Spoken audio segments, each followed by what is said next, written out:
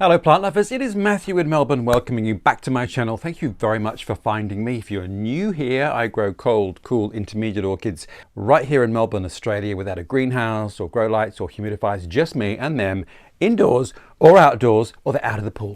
So plant lovers, if that sounds like your growing conditions, do hit subscribe. I post every week. I am a complete amateur and know nothing. Everything I might say is really based on my own experience growing here under my conditions. Things will necessarily be very different wherever you are, but the reason I started this channel was I found it quite hard to find information about how I could grow orchids in my conditions. So here we are, sharing the love. And I know you're saying, Matthew, aren't we done with the pleiones already? Well, kind of, but kind of not. So firstly, I went to a garden fair last weekend and there was a seller selling these beauties. Look at that fabulous sort of red and yellow speckled lip. Isn't it divine? So had to take those. And now because I'm an expert in pleiones, I feel confident that I can grow those on. But fate intervened and now I have to come out as having another YouTube channel. It's called The Horticulturalists with Stephen Ryan, and I'll put the link up there and below. Now Stephen is quite a famous horticulturalist here in Australia. He used to host Gardening Australia, which is sort of the national broadcaster's national gardening program. He's very much into the rare and the unusual, and we have a YouTube channel that is all about that. And we were very lucky to go to a grower out in the hills to the east of Melbourne, which has the highest rainfall of the state, and it is where a lot of commercial growers are. So commercial cut flower growers and horticulturalists, etc., who grow for the nursery industry. And we were visiting a rare bulb and perennial company called Tonkin's Rare Bulbs and Perennials. And we were there looking at this amazing field of erythroniums, and I'll link that video because it's quite beautiful and there's nothing like it anywhere, and you can't see it because the nursery isn't open to the public, so I was very lucky. But when we walked down the hill and went into the shade houses, plant lovers, there were these trays of pleiones all in bloom and the most amazing varieties and colours that I had never seen. So my little heart went pitter-patter and I said, oh my goodness, I have to talk to Jane. Jane is the owner of Tonkin's Bulbs and Rare Perennials, and just do a quick one-on-one with her about how does she grow pleiones. Now she's a professional grower and she is also a hybridizer, creating their own mega mixes of pleiones. So without any further ado, let's head over to the Dandenong Ranges near a little town called Olinda, and let's go and meet Jane Tonkin, who knows a thing or two about pleiones. Well, I am here with Jane Tonkin of Tonkin's Bulbs and Perennials, and I have never seen so many pleiones, Jane. Oh my goodness. They're glowing today, aren't they? They really are, and it's the peak of their season. Now, there are many, and I've struggled with pleiones, and so I'm really happy to be with a professional grower. We can go through it all bit by bit, but maybe the first thing is, where are they from?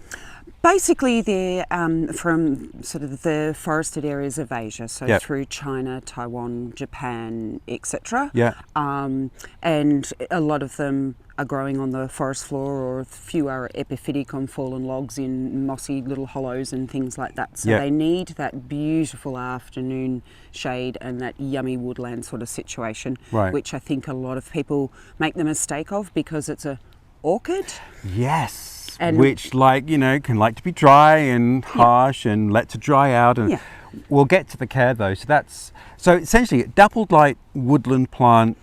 Yes, perfect. Fairly moist and all the fairly time. moist. And would it be fair to say these are all deciduous forests that they're growing in? Yes. Or is it a mix? Oh, look, there's a mix. Some of the evergreen sort of rhododendron forests and things like that, you will Right. find a lot more of the epiphytic ones in as well. Yeah. But a lot of it is a combination of both. Yeah. So there is all that great leaf litter that they love that breaks down, and that's the kind of situation that you need to be looking at when you're planting them. Right. Good to know. So in a nutshell then, these are cool climate Yes, orchids. so terrestrial orchids too, which means that they grow in the ground. So it doesn't need... Did you just pick a flower? I just picked one. I was going to give it to you as a little present. Look at that. Yeah. They're the most And the stunning size, thing. like if you hold it, I'll hold it against my hand. Yeah, they're so big. They're very big. They're but beautiful. But they're only about 10 to 15 centimetres tall. But No fragrance. Now, how long does the flower last on average? About 3 to 4 weeks. Oh. So it is quite a an extensive Again, flowering period as well. surprising to me. Now, I did notice the most amazing colour down there. Let's go and talk a bit more about care with the other ones. Other colours. Okay, all right. Okay, so this one we're looking at is Shantung Canberra, which is this beautiful golden yellow. So when you're mixing, a lot of the time I would suggest that people grow them in a pot. A, because you can control the snails and slugs, whereas in the ground that's a little bit more difficult. But having said that, they will grow in a woodland situation perfectly. So when I'm creating the mix for them, it's basically a quarter of potting media, just your regular potting media, not an orchid mix, a quarter of a leaf mould, and a quarter of a humus compost, and a quarter of food.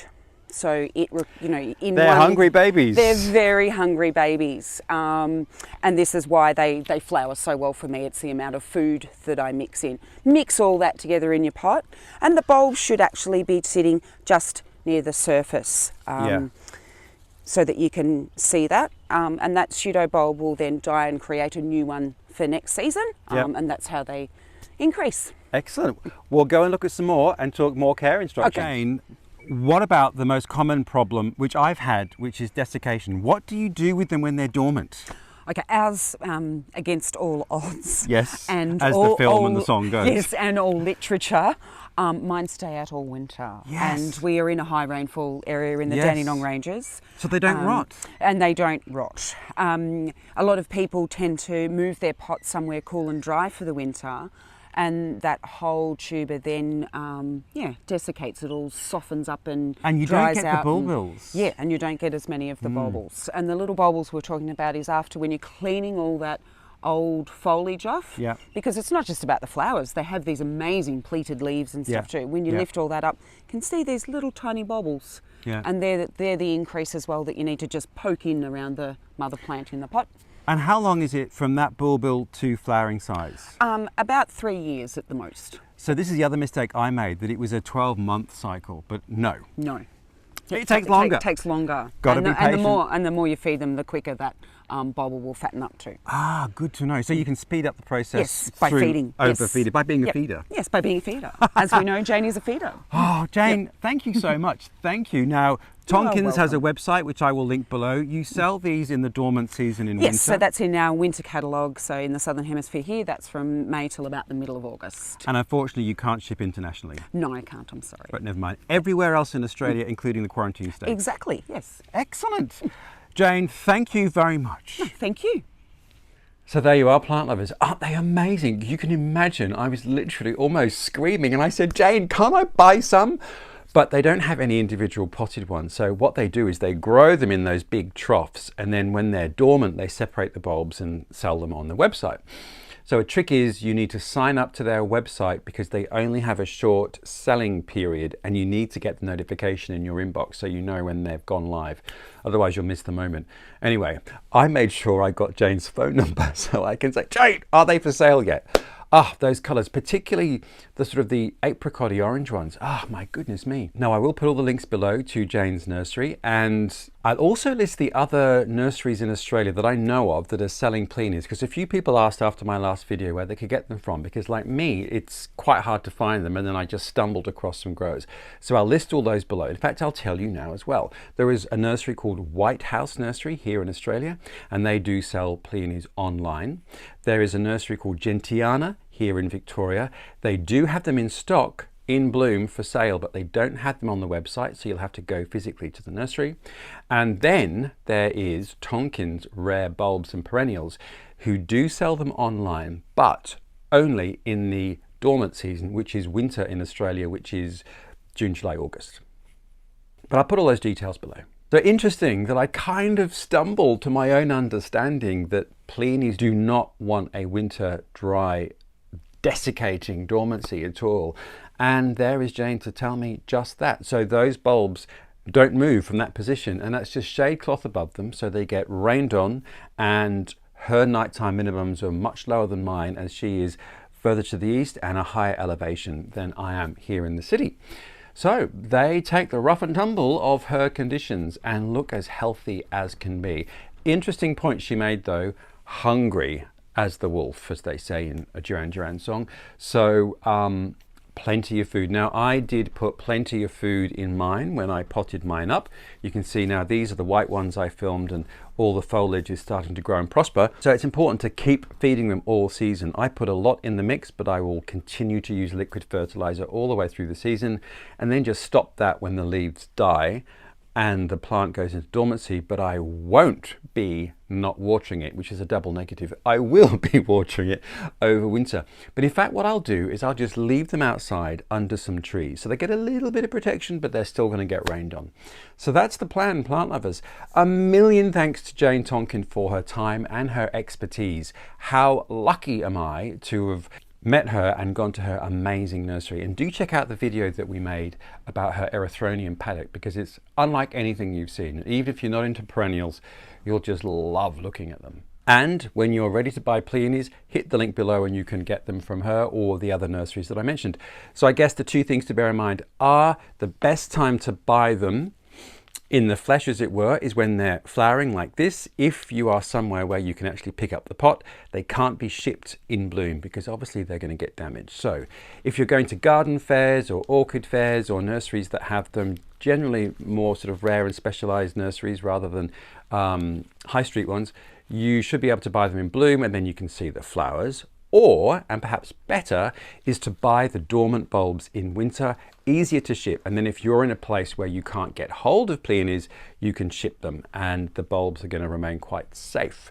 So here in Australia, I've put those links below as to where you can find them. And if you're in North America or Britain, alas, you'll have to hunt down your own supplier.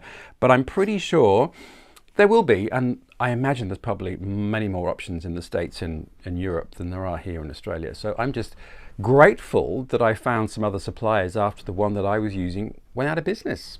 There we are, plant lovers.